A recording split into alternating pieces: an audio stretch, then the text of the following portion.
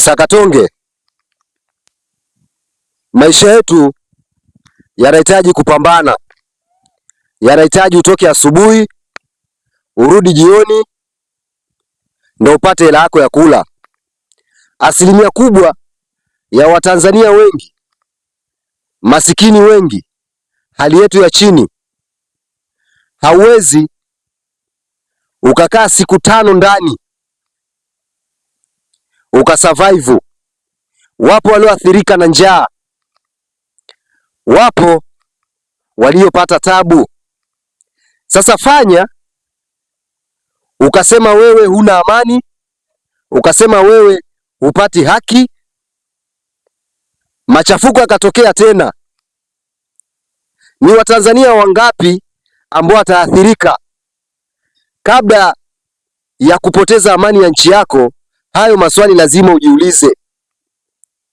Usikubali mtu akakuita wewe genzi, kijana mwenzangu.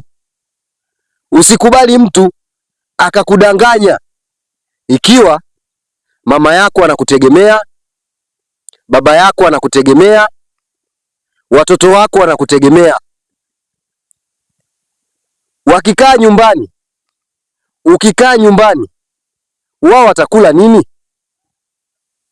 Hebu fanya ukapewa mwezi mmoja tu wa kukaa ndani, utaishije? Usiadaike na Mange Kimambi, usiadaike na huyo dada wa Japani ambaye anatukana matusi mpaka ya nguoni.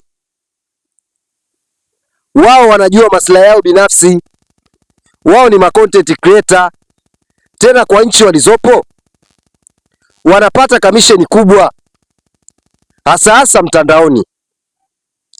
Tukumbuke amani tuliokuwa nayo leo na tuliokuwa nayo siku za kupita. Tusikubali tena mpumbavu mmoja au watu wachache watuondolee amani yetu. Tusikubali. Msakatonge, maskini mwenzangu, nadhani utakuwa umeelewa. Pambana na hali yako, kila mtu ashinde mechi zake.